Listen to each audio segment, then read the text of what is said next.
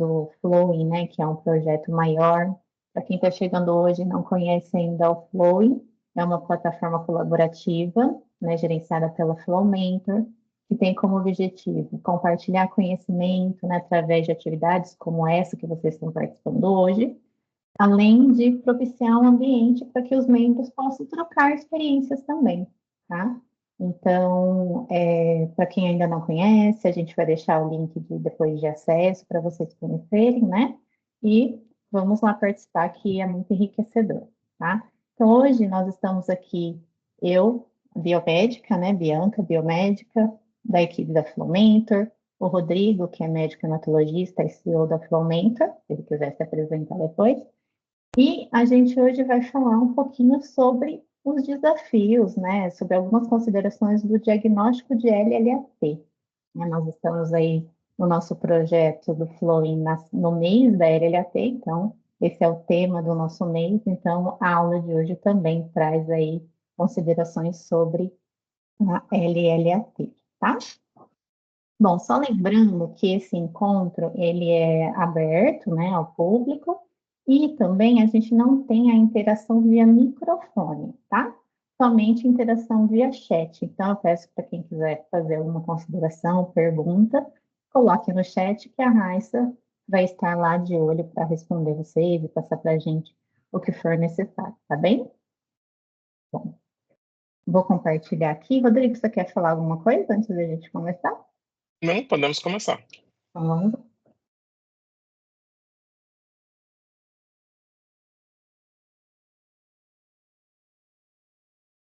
Confirme para mim, por favor, se todos veem a tela. Aqui já aparece para mim. Certo? Então, vamos lá. Rodrigo, então, conta aí para a gente sobre, né, a gente, para poder falar um pouco da LLA com vocês, a gente vai trazer um caso ilustrativo de fundo, né, para poder ficar mais fácil da gente entender aí sobre essa patologia. Então, o Rodrigo vai contar um pouquinho para a gente sobre esse paciente que chegou lá no consultório dele, né, o que ele trouxe aí de queixas, de indagações, e como a gente vai seguir com esse assunto. Obrigado, Bianca. Bom, então acho que a ideia nossa aqui é realmente fazer um pouco do dia a dia, um pouco da nossa prática. Eu acredito que todo mundo que trabalha com diagnóstico oncohematológico vivencia isso, vamos dizer, rotineiramente. Então, a gente aqui, do ponto de vista médico, a gente começa com o paciente. Então, um dia no consultório do hematologista é aquela, você está lá trabalhando, atendendo, e de repente chega um pedido de avaliação no pronto-socorro. Então, você desce no pronto-socorro para avaliar um adolescente de 15 anos que tem um quadro de mal-estar e febre, e foi solicitada a avaliação do hematologista após a avaliação inicial do clínico, devido a uma hiperleucocitose e descrito no hemograma uma linfocitose. Então, ou seja, uma amostra de sangue periférico, tem um paciente que foi examinado clinicamente, ele apresenta adenomegalias, então vocês conseguem ver aqui embaixo, né, a figura aqui da adenomegalia. E no achado do hemograma, um hemograma que eu devo dizer assim, bem alterado, nós tínhamos 240 mil leucócitos. E o achado, vamos dizer assim, o hemograma que saiu da máquina, né, que foi liberado, por exemplo, de urgência, sem ainda ter a revisão citomorfológica adequada, somente realmente os parâmetros para o médico ter uma conduta diante no pronto-socorro, indicava 220 mil linfócitos. Então, ou seja, 95% daquelas células do hemograma, daquela causa da hiperleucocitose, eram as custas de linfócitos. Mas isso sem a gente ir lá bater o olho, né? A gente fala que quem trabalha com hematologia quer ver não só o doente, mas também a doença. Então, a primeira pergunta que vem é: será que esse hemograma está, vamos dizer, correto? Será que é linfócito mesmo? E a gente pensa também nos sintomas do paciente, né? Um menino de 15 anos com hiperleucocitose, será que ele também tem síndrome da lise tumoral? Que outra amostra também está no laboratório? Então, se é um laboratório central, um hospital que atende oncohematologia, deve ter entrado bioquímica também. Então, como é que está o ácido úrico, como é que está a função renal, que tudo isso a gente vai montando quebra-cabeça. E também eu vou conversar lá com o paciente, mas o médico que me chamou, ele já passa também alguns outros dados, né? Então, é o início abrupto ou é uma história arrastada. Tudo isso vai tentando encaixar na nossa cabeça um diagnóstico final. A gente tem uma máxima na medicina de que, vamos dizer, não é sempre que acontece isso, mas a máxima diz que as pessoas têm uma doença. Então você tenta encaixar os sintomas em uma doença, e não você vai fazendo várias hipóteses. E aí a primeira coisa que a gente precisa pensar é neoplásico ou é reacional? Porque né, criança, 15 anos, o que pode estar suscitando isso? Bom, 240 mil leucócitos é muito difícil que seja reacional, né? Porque a gente pensa assim, linfocitose reacional, assim, vamos dizer, uma infecção bacteriana, por exemplo, coqueluche, faz linfocitoses de 50 mil, 60 mil. Né? Outras infecções virais também fazem linfocitose, mas 240 mil não é. Você pensa assim, nossa, não pode ser. Então, já acende uma luz, deve ser neoplásico. Então, isso já leva a gente a pensar que pode ser neoplásico mesmo. E se é neoplásico, deve ter esses outros sintomas. Então, além de avaliar a morfologia, o hematologista, a parte clínica, a gente vai ter que ir ver a morfologia. Então, a morfologia das células, ela vai ser, vamos dizer assim, elucidativa, né? A gente pode ir até o laboratório, ver a morfologia do sangue periférico, mas nesse caso a gente tem uma outra abordagem, né? Vamos olhar a conduta da parte da medula óssea, né? Vamos à fábrica do sangue, vamos até a fonte, né? E aí, nesse aspirado de medula óssea, não foi solicitado só o mielograma, e aqui a gente tem uma infinidade na nossa plateia aqui, ela está espalhada pelo Brasil inteiro, então a gente tem diferentes realidades. Como aqui na Flowmentor a gente faz exames do Brasil todo, ano passado a gente fez mais de 10 mil exames de imunofenotipagem, então a gente percebe que às vezes vem só o mielograma, às vezes vem o mielograma e a imunofeno, mas não vem a citogenética, não fez biópsia. Então, é muito heterogêneo. E cabe a nós, profissionais da saúde, que a gente está lá na linha de frente, ter essa distinção e pensar rapidamente para dar uma conduta mais assertiva ao caso, porque, olha, é um menino de 15 anos com hiperleucocitose.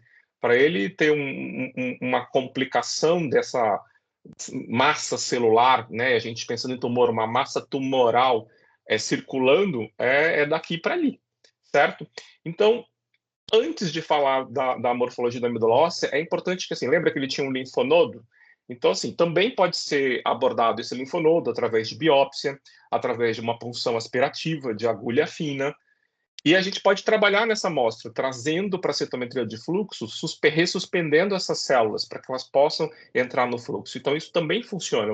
Eu lembro, tipo, quando eu trabalhava no Einstein, isso era uma rotina. Entrava o linfonodo para a citometria, entrava o linfonodo para a anatomia patológica. E como a gente corria na frente, muitas vezes a gente ligava na patologia para justamente avisar o resultado da citometria ou parcial. E assim a anatomia patológica já conseguia dar uma condução do caso, né, baseado já numa técnica altamente sensível como a citometria de fluxo.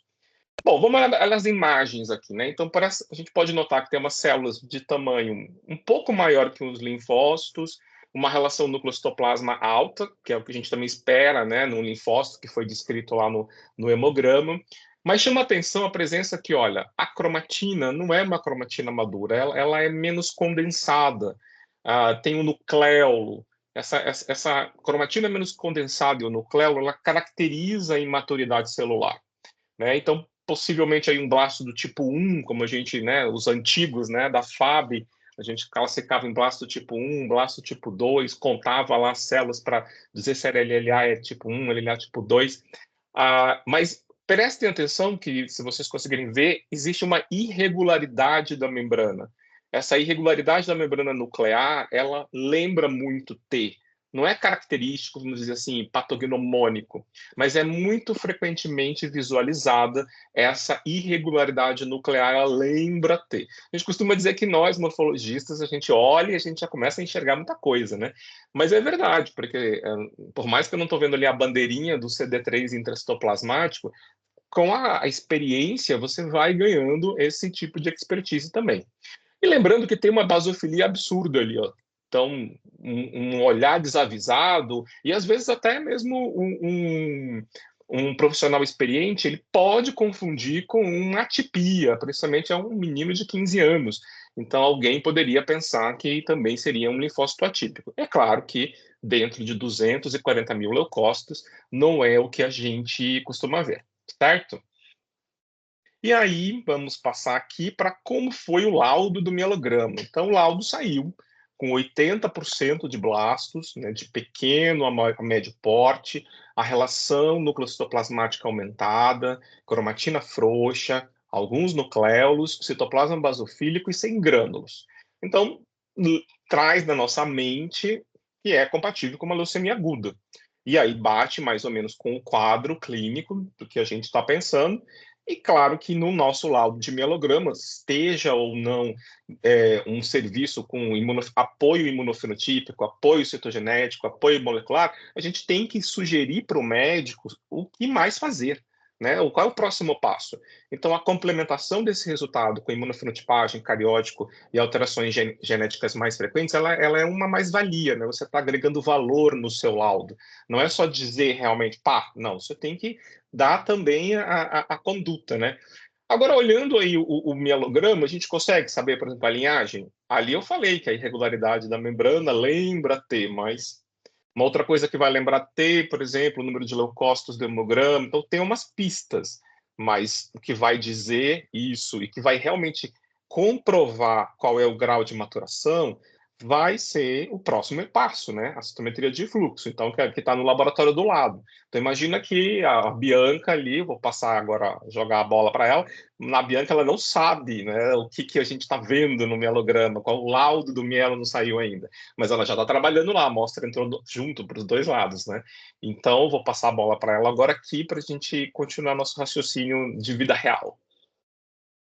Bom, gente, então no laboratório de citometria, né, as coisas, como o Rodrigo disse, vão acontecendo juntas, né, a gente ainda não sabe o resultado do mielograma, né, mas nós temos já as informações que vieram com o pedido, com os demais exames, com a suspeita diagnóstica, né. Então, o que que nós temos aqui? Nós temos que decidir o que que a gente vai fazer, qual painel que a gente vai marcar, né. E para isso a gente vai levar em consideração, devemos levar em consideração, né, as informações que nós temos. Então, quais informações que são? O tipo de amostra, a gente tem uma medula, a indicação, então, teve uma suspeita de linfoma, né, devido às adenomegalias. A história clínica, então, é um adolescente, né, que tem ali uma hiperleucocitose, como já foi falado, uma suspeita de serem linfócitos, né, pela primeira contagem do hemograma e as adenomegalias. E na morfologia, né, a citometria também fez ali uma observação qualitativa desse esfregaço, a gente visualizou os blastos, né? Bom, a gente tem aí essa informação de que temos essas células imaturas, né? Então, isso já nos faz, a partir de todas essas informações, com a presença morfológica dessas células, ir para um direcionamento de investigar uma leucemia aguda, né? Então, agora a gente tem que responder as demais perguntas, que são: qual é a linhagem desses blásticos, né? Quais são os marcadores? Qual o grau de maturação dessa leucemia, né? Vamos dizer assim. E aqui, né, de novo, né, como o Rodrigo já mencionou, a leucometria lá do hemograma traz para a gente aí uma grande suspeita de que possa ser uma leucemia comprometida com a linhagem linfóide T. Tá? Bom, a primeira coisa que a gente vai fazer é fazer uma triagem dessa leucemia aguda, né, um painel de triagem, que vai mostrar para a gente qual é a linhagem a qual esses blastos estão comprometidos. Tá? Então, eu trouxe aqui para vocês os principais marcadores que geralmente estão nos painéis de triagem aí praticados pela maioria dos laboratórios, né? Então, o que a gente tem que responder nesse painel? Lembrando, né, que é uma situação de urgência, tá? Então, a gente precisa passar aí para o médico uma informação de uma parcial, pelo menos, né, do que é realmente a linfoma, que era a primeira suspeita, né, é uma leucemia. Então, para isso, a gente, nesse painel de triagem, precisa investigar. São blastos mesmo? Então, para isso, eu tenho que ter marcadores de maturidade. Aqui, no caso, eu coloquei o 34 e a gente pode ter também no painel o TDT, que vai ser que é um antígeno, né, que é pesquisado, fica localizado no núcleo, e ele indica aí maturidade das linhagens B e T, linfóides B e T. Na sequência, eu preciso ter marcadores de linhagem das demais, para que eu possa definir, né? Então, eu preciso ter a MPO, que vai me dizer se esses laços estão comprometidos com a linhagem mieloide. Se ela for negativa e eu tiver aí a presença de outros marcadores mieloides, eu também vou olhar para a linhagem mieloide. Preciso ter no meu tubo o CD3 intracitoplasmático, que aí vai me dizer que os blastos estão comprometidos com a linhagem linfóide T, e os marcadores da linhagem linfóide B, né? Pode ser, geralmente, né? Se tem o CD79 acitoplasmático, mas alguns painéis também já colocam o 19 aqui para auxiliar, e o CD22 também, tá?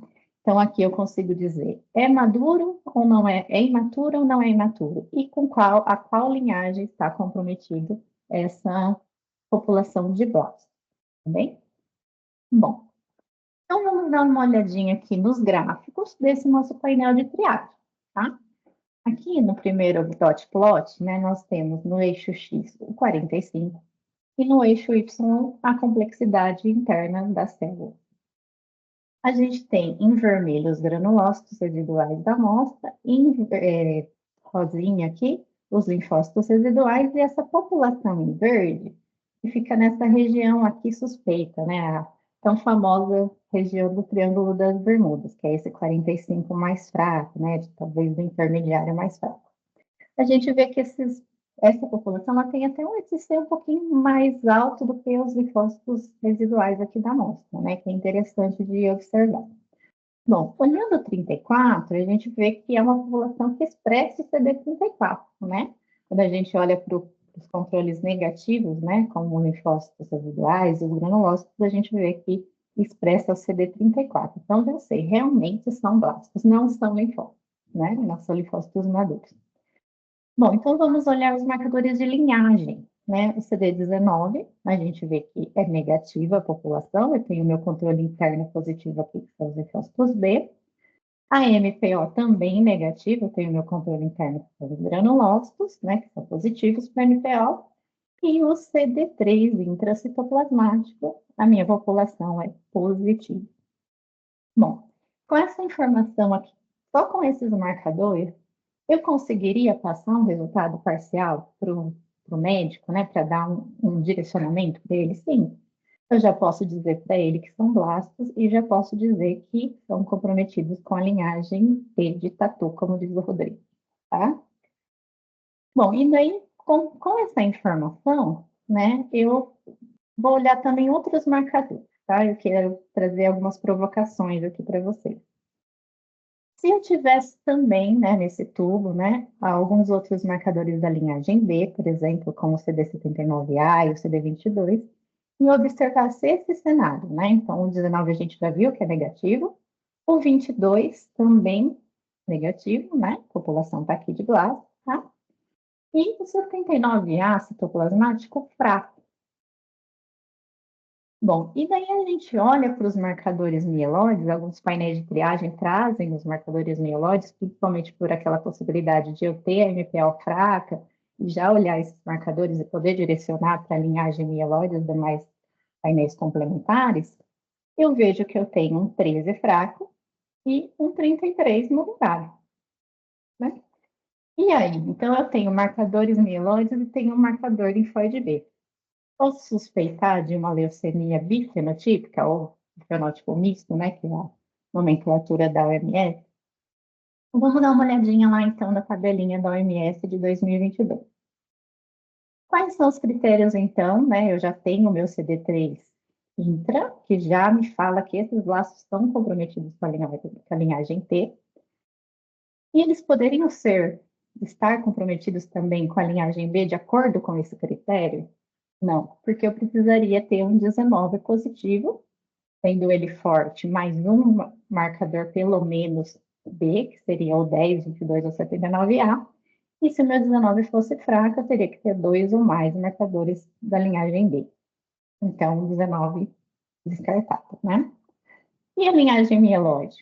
Para dizer que esses blasts também estariam comprometidos com a linhagem mieloide, eles teriam que ser MPO positivos ou terem algum marcador, cadê meu pointer? Algum marcador de diferenciação monocítica, como 11C, 1464, leucosina, tá bem? Então, descartamos bifenotípico.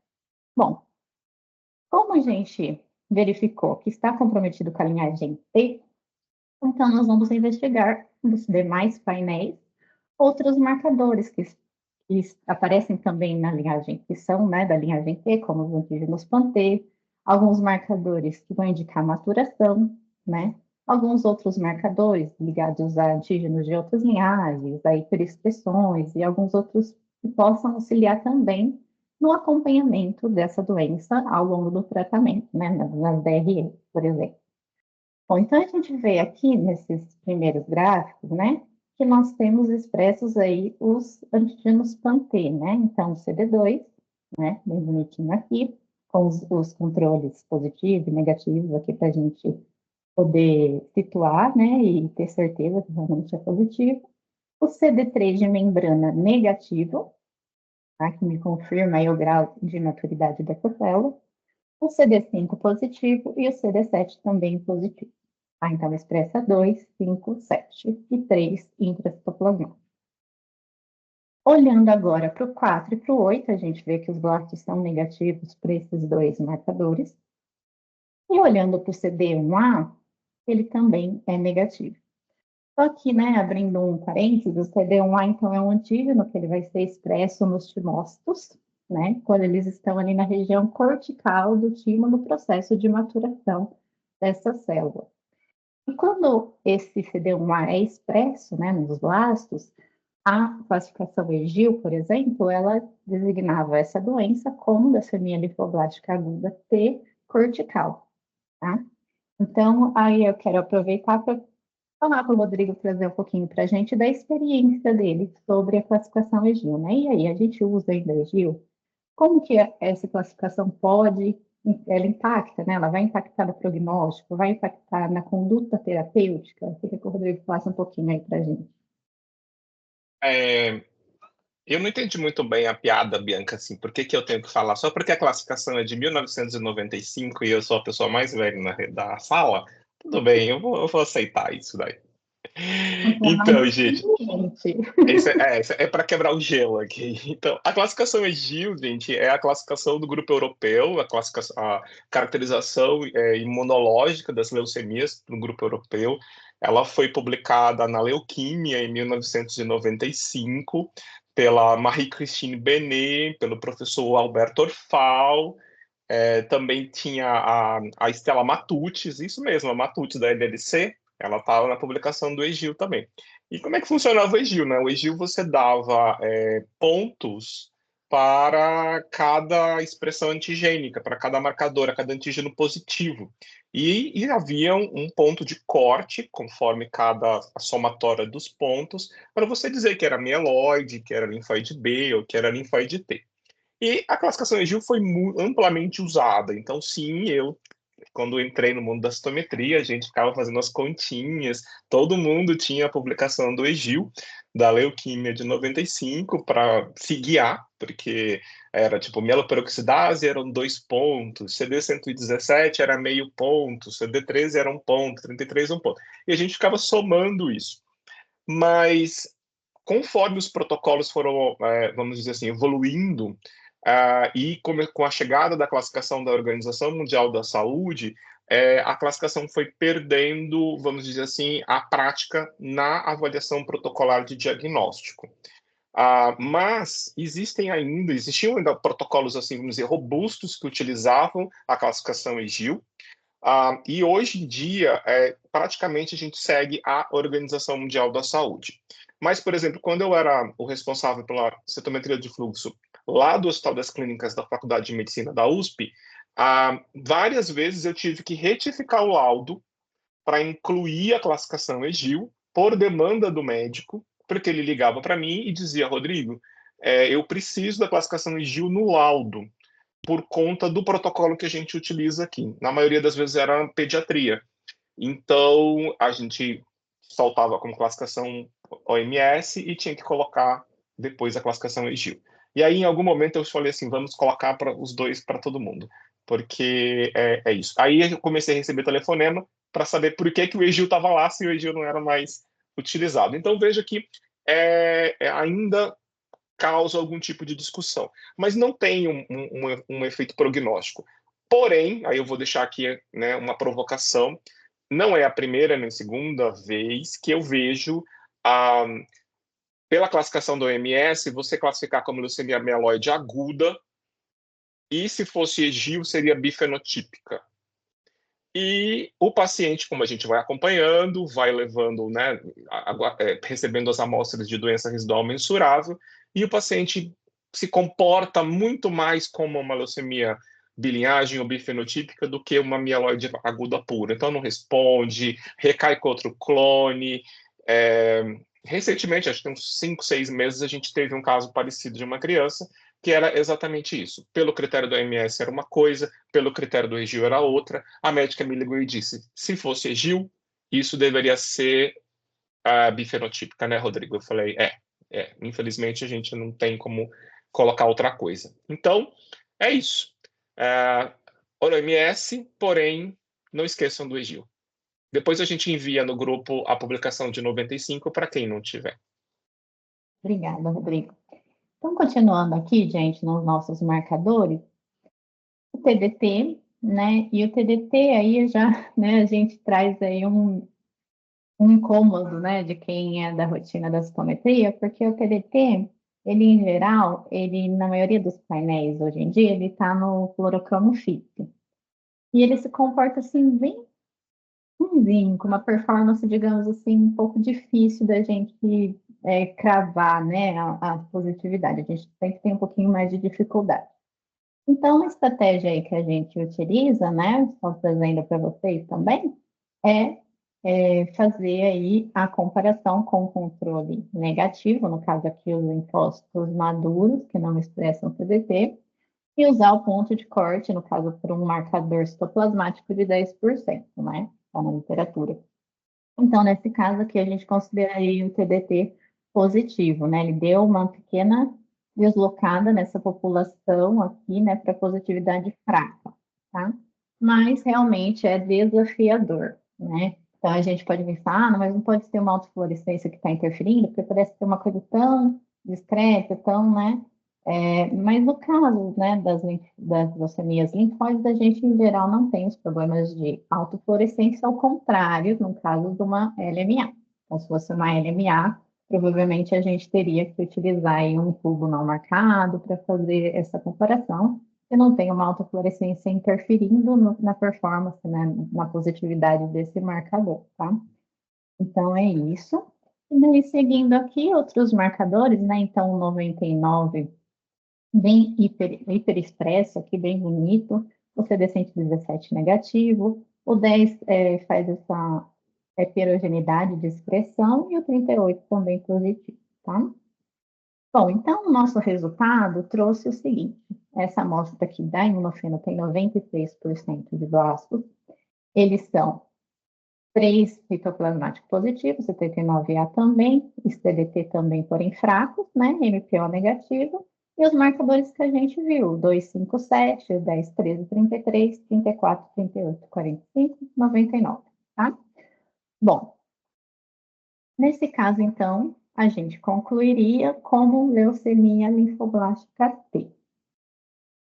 Mas daí vocês vão me perguntar, Bianca, mas e o CD13 e o CD33 que estão aí, né? Bom, a gente tem dentro das LLATs uma subentidade, digamos assim, uma entidade, né? Que é a EARLY-T. Vocês já devem ter ouvido falar. A EARLY-T, ela é caracterizada, então, por ter blastos, né? Que são comprometidos com a linhagem inteira. Ou seja, tem o CD3 em citoplasmática, e a gente vai depois falar um pouco sobre isso. Porém, elas têm um fenótipo peculiar. Por quê? Trazem consigo, né, a expressão dos marcadores de células tronco e ou de marcadores mieloide. Então, no nosso caso, a gente tem o 34, e tem o 13 e tem o 33. E daí, olhando lá para a classificação da OMS, né, quais são os critérios para a gente dizer que uma leucemia linfoblástica T, ela tem um fenótipo de early T? Então, os critérios são esses. Eu tenho que ter o CD3, né? Citoplasmático, geralmente, superfície é bem raro. Eu tenho que ter a ausência da mieloperoxidase, tá? Aí pensando no ponto de corte de 10% para a citometria. Ausência de 1A e de 8, que já vamos dizer que esse braço já está num estágio de maturação um pouco mais para frente, aqui a gente está falando de blastos bem maturos mesmo. Se aqui dá para a gente ficar usando essa nomenclatura, né? Mas só para dizer que ele não apresenta antígenos que vão estar relacionados à maturação. Eu tenho que ter aí mais de 25% de blastos que tenham pelo menos um marcador de stem cell ou mieloide, no caso 34, 117, 13, 33, 65, 11 BBR, é o que traz aqui, né? A gente tem 13 e 33 e 34 no nosso caso. E aqui eu teria que ter, né, como quinto critério, um CD5 fraco a negativo e teria que ser o CD5 positivo em menos de 75% dos votos. Só que nós vimos lá no nosso caso que o CD5 é positivo em 100% dos votos, né? Então, nesse caso, não cumpre o quinto critério para a EARLY-T, porém, a gente tem uma outra entidade que é a Near EARLY-T. Nesse caso, teria que cumprir os 4 primeiros critérios, que a gente cumpre aqui no nosso caso, e ter pelo menos 75, né? Mais de 75% dos blastos tendo CD5 positivo. Tá? Então, no nosso caso aqui, a gente tem uma LLAT Near Early T, Precursor Leuquimia. Bom, a gente deve liberar essa classificação, né? Ela está aí na última edição da OMS, 2022, e nós, como, né, profissionais que trabalham com imunofenotipagem, temos sim que dizer que esse fenótipo é compatível com essa classificação.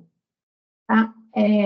Na própria OMS, eles mencionam que não se tem ainda nada muito definido de quais os impactos, né, clínicos dessa classificação, ou seja, tem alguma diferença clínica para o paciente que tem fenótipo dos blastos que se encaixam nessas classificações? Ainda não está muito claro. Porém, existem alguns poucos estudos que falam que essas entidades elas vão ter um comportamento, né, prognóstico muito parecido com aquelas leucemias de células bem imaturas, como o Rodrigo mencionou, a bifenotípica, a indiferenciada, tá? Então, já existem alguns poucos estudos que dizem isso, que o prognóstico acaba sendo pior, mas depende também muito do protocolo terapêutico que é utilizado, tá bom? Bom, agora eu quero trazer aqui para vocês um pouco de discussão, né? Se a gente tivesse alguns outros cenários, tá? Então, vamos pensar aqui que o nosso exemplo, né? Nós tivéssemos o CD3 negativo, assim como o 79A, e só o TDT positivo, o resto das expressões da mesma forma, mais um destaque aqui para o CD3 de citoplasma negativo, tá bem? Aí vocês vão me perguntar, né? Nossa, mas eu não tenho nenhum marcador de linhagem, né? Estão todos negativos. Então, vou pensar numa leucemia aguda indiferenciada. Qual que é a definição, né, da OMS? Os blastos da leucemia aguda indiferenciada, eles não expressam marcadores específicos de linhagem, então entraria aqui, né, no nosso caso, mas ela também, né, essa entidade, não expressa nenhum outro marcador, não expressa mais de um, desculpa, de outro marcador de uma determinada linhagem. Ou seja, no nosso caso, a gente tem o 2, o 5 e o 7. São 3 marcadores, né, de linhagem T. Então, eu não consigo encaixar aqui, não cumpre o critério para uma leucemia aguda indiferenciada, tá? Daí vocês vão falar, mas tem o 13 e o 33 e não tem MPO. Pode ser, então, uma LMA com diferenciação mínima. Pensando só na negatividade da MPO. E no 13 e no 33, poderia. Porém, a gente cai na mesma questão. Expressa 2, 5, 7, que são marcadores de T, e na definição da LMA com diferenciação mínima também inclui o fato de que não pode ter marcadores específicos de linhagem, de outras linhagens, né? Então, tanto, né, nesse caso, como se tivesse algum marcador já de maturação da linhagem granulocítica, como 15, não poderia ser classificado aí como diferenciação mínima, tá bem? Bom, então, como eu tenho marcadores T, tenho marcadores mieloides e não tenho o três aqui de citoplasma, seria um fenótipo misto, ter mieloide? A gente já viu que não, né, que não cumpre critério. Então, continuaria sendo uma early mesmo. E daí vocês vão falar, mas não tenho 3. Mas existe, né? A própria OMS traz lá na sua definição, existem sim casos e a gente tem o CD3 negativo na early T, tá? Bom, por que que a gente tem essa dificuldade, né, nessa situação, principalmente, mas também pensando no nosso caso aqui ilustrativo, de fazer classificação? Porque esses blastos aqui, com esse fenótipo, eles ficam no que esse artigo aqui da Renesca e da Laistarza, a gente depois compartilha com vocês, na chamada zona cinzenta das leucemias imaturas, né? Por isso eu até usei essa terminologia ao longo do que a gente estava conversando. Então, o que a gente tem, né, a célula tronco hematopoética, e essa célula, que seria uma célula tronco leucêmica, né, ela traz aí uma transição mieloide-linfóide, ou seja, todas essas células que derivam dessa célula aqui mais imatura, elas vão trazer, não vão trazer marcadores de linhagem nenhuma específica, ou vão trazer uma mistura de marcadores mieloides e linfóides T. Então, a gente tem a leucemia aguda indiferenciada, a LMA com diferenciação mínima, né, antiga M0, a fenótipo misto T mieloide, a early T, a near early T, e aquela que era classificada pelo EGIL como Pro-T, eles colocaram dentro dessas duas classificações aqui, porque eles têm assinaturas genéticas semelhantes e também comportamentos semelhantes. Então, a gente tem esse cenário que traz aí essa dificuldade de classificação, porque essas células derivaram de um precursor comum leucêmico, e aí vão trazer muitas expressões muito próximas. Então, é difícil estabelecer esse critério arbitrário, né? Muitas vezes a gente se depara com isso no laboratório e tem essa dificuldade de classificação, tá? Mas aí, né, então a gente chegou aqui na nossa conclusão imunofenotípica, mas aí a gente fala, bom, será que a citogenética, a genética, né, molecular, vai ajudar a gente para algum lugar, né, nesse percurso todo do diagnóstico da LLAT? Aí o Rodrigo vai falar um pouquinho para a gente sobre isso. Rodrigo. Obrigado, Bianca. Bom, então a gente chega lá no cerne da questão, né? De onde partiram todas essas alterações de um fenótipo, né? A gente aprende lá na biologia que, né, o fenótipo é a expressão do genótipo. Então, quando você vai procurar todas as alterações genéticas que causam essa diversidade e heterogeneidade do fenótipo, você começa a tentar entender um pouquinho por que é tão difícil você chegar, né, em colocar cada doença na sua caixinha. Porque realmente você trocar, né, fazer aquele mapa de chaves, né, eu lembro da como chama? a chave do tamanho, né, do Monteiro Lobato, então você tinha aquela casa das chaves, você desligava tudo. Então é a mesma coisa, né, o nosso genoma. E na LLAT a gente já tem alguns avanços nessa descoberta de como que alguns genes participam, né, da ontogênese T, e que a desregulação desses genes, ou mutações, ou alterações, está relacionada com a neoplasia de células T precursoras, né, a LLAT. Então, eu trouxe alguns exemplos para vocês aqui, por exemplo, de desregulação de processos chaves. Então, por exemplo, relacionados ao ciclo celular. A gente tem alterações, por exemplo, do CDKN1B, do GNRB1, do próprio TP53, e essas desregulações nesses genes, elas acabam levando ou vantagem proliferativa, ou parada do ciclo celular. Além disso, a tradução de sinalização pode estar alterada quando você tem genes afetados, por exemplo, da via do RAS, do IL7R, do JAK-STAT, do PI3K, do AKT. Então, essas vias são muito importantes para que os sinais em que você tem de tradução de RNA, eles cheguem realmente ao seu destino e tenham uma proteína sadia. Alterações epigenéticas também, como membro das famílias, por exemplo, PRC2, PHF6, e da transdução proteica, né, o RPL10 e o CNOT3.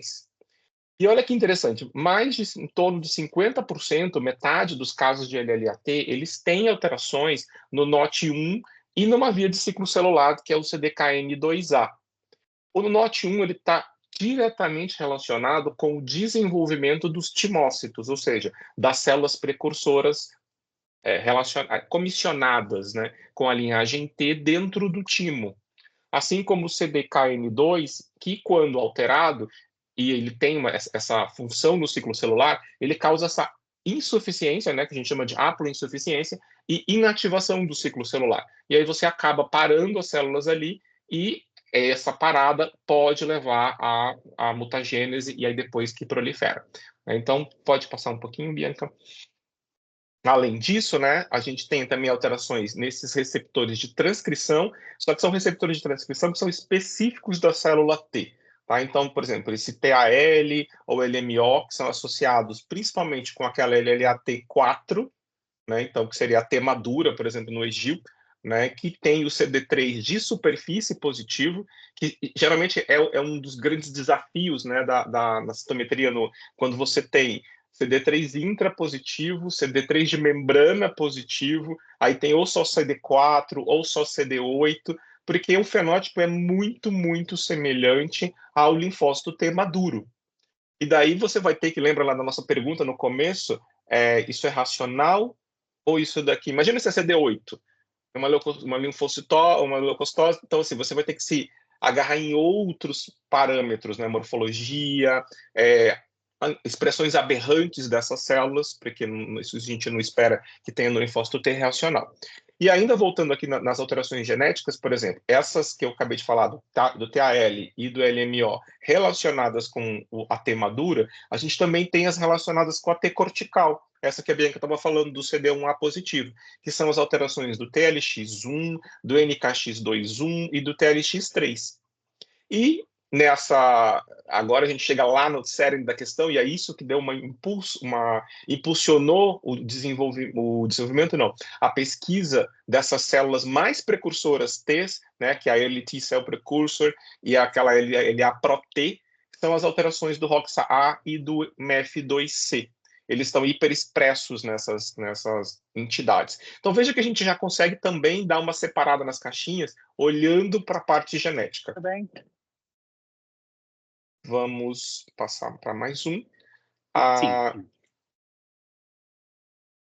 Bom, daí então a gente chegou na nossa conclusão e o médico vai ter que conversar com o paciente, né? Explicar o que é essa LDAT, o que é essa Pode colocar. entidade. Então, a gente trouxe aqui um pouquinho das definições, né, da LLAT e de um pouquinho da morfologia, da clínica, né, para poder, e do tratamento, para poder fechar aqui a nossa conversa de hoje, tá? Bom, então é importante trazer essa definição, né? Então, a LHT é uma neoplasia de precursores, de progenitores hematopoéticos comprometidos com a linhagem T, como a gente já mencionou.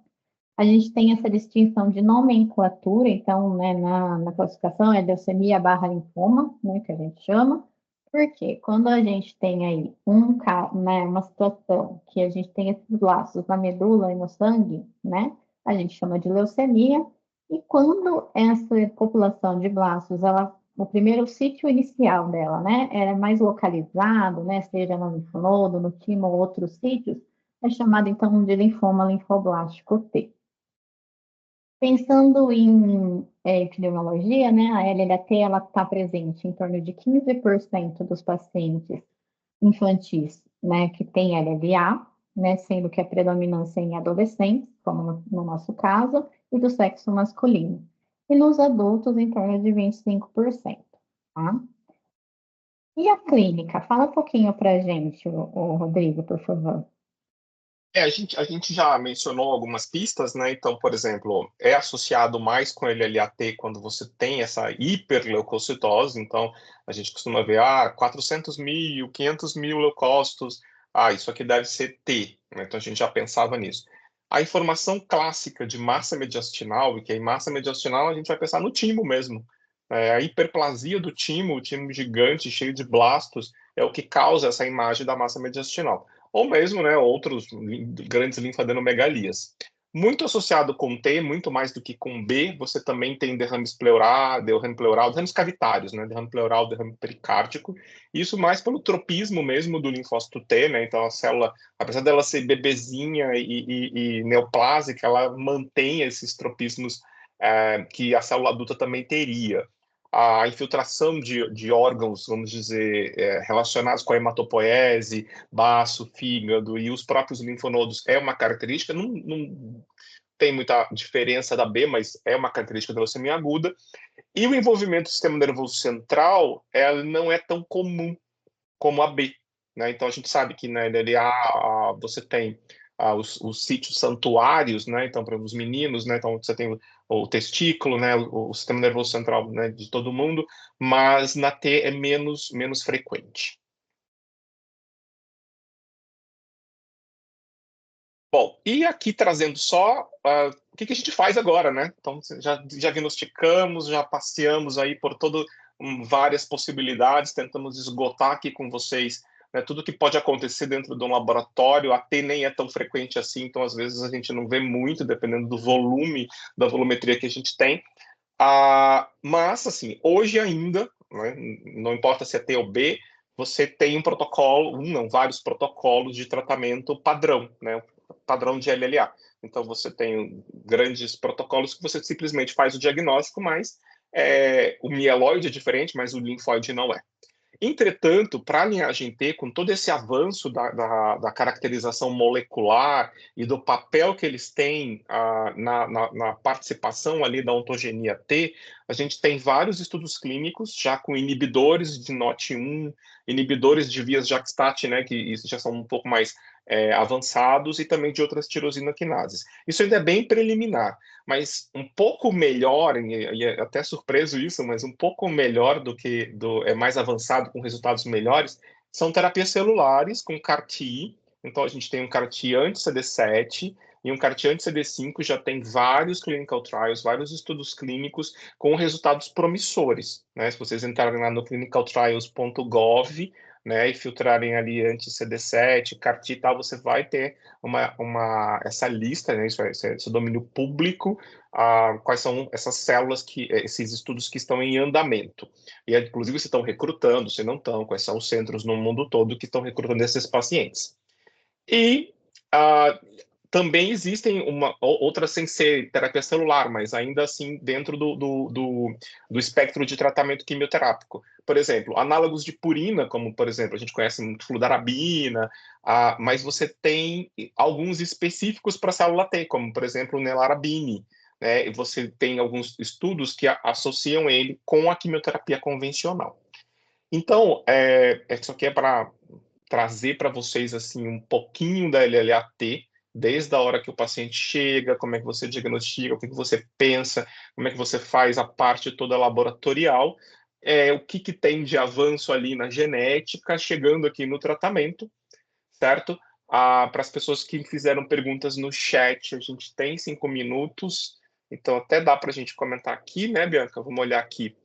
Então, olha, o CD1A é marcador de estágio maturativo? Ele é, né? Ele é um marcador no linfócito T, né? No linfócito T, porque o CD1A também marca a célula dendrítica, marca outras coisas, mas na célula T ele é um marcador do estágio 3 dentro do timo, né? Que é o estágio cortical, por isso que leva o nome quando fica maligno de LLTA T cortical, é cortical também, certo? Aí a gente tem aqui o Matheus. Não seria interessante, então, colocar no laudo as duas possibilidades diagnósticas, EGIL e OMS, nesses casos de discordância de pontuação, e deixar o abacaxi para o médico definir com base em história clínica? Então, essa decisão foi a que eu tomei lá no HC, na USP, mas aí virou a moeda, né? Aí as outras pessoas ligavam para dizer por que eu estava colocando EGIL no laudo. Então, não dá para agradar os gregos e troianos, a gente, né? Então, a gente prima pelo oficial, deixa o oficial e quando os médicos quiserem o EGIL, a gente pode... Na verdade, eles podem fazer, né? A gente mandar o artigo e dizer, ó, tem aí, soma aí. Mas, é assim, aí é de cada serviço mesmo, né? Pode falar um pouco desses 10% para definir se o TDT é positivo ou não, ou com os linfócitos maduros? Não entendi muito bem, mas eu acho que assim, o antígeno, se for isso, me perdoa, senão você pode colocar lá. Mas o antígeno de membrana, vamos dizer, o convencional, porque também isso não existe um estudo por que é isso, mas o convencional é você ter um ponto de corte de 20% para dizer que é positivo. E aí vem o conhecimento da mieloperoxidase, que quando a gente chama na citoquímica de peroxidase, na citoquímica o ponto de corte era 3%. E aí foi feito um estudo para citometria e viu-se que na citometria a mieloperoxidase era 10%. Como a mieloperoxidase é intracitoplasmática, convencionou-se que todos os antígenos que são permeabilizados, então você tem intracitoplasmáticos ou nucleares, que o ponto de corte seria 10% igual da MPO. Então o conhecimento foi daí, né, que surgiu. Rodrigo, só complementando, desculpa, a questão do linfócito maduro, Camila, é a sua referência de controle interno negativo. Então, é ali que vai ser o ponto de corte do negativo, entendeu? E acho que foi isso que você quis dizer aqui.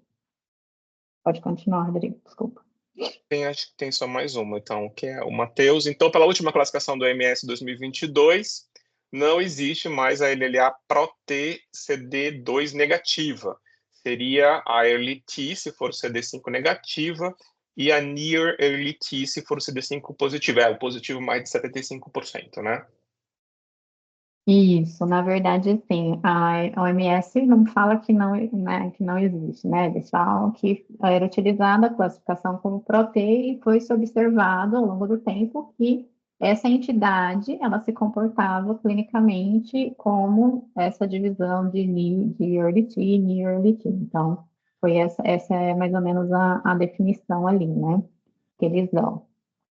Basicamente isso, porque a Protea é IGIL, né? Então a MS meio que dividiu essas duas entidades e o comportamento clínico é semelhante, principalmente porque também as expressões ali antigênicas, estágio maturativo é semelhante.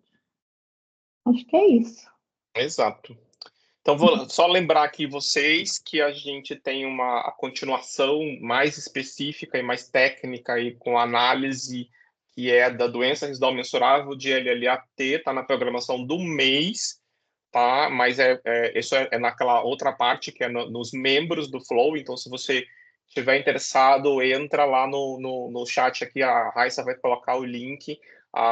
Vão lá, se inscrevam, tá? Custa R$ 35. R$ 35 é um Big Mac com fritas e Coca-Cola, então vocês vão ficar no shape, vão, tipo, economizar o combo do McDonald's e vai ganhar conhecimento no Flowing e vai compartilhar com a gente. Lá a interação é solta, então a gente pode conversar o tempo todo durante a semana, é grupo de WhatsApp também, então a gente espera vocês lá e tem muito mais novidades aí.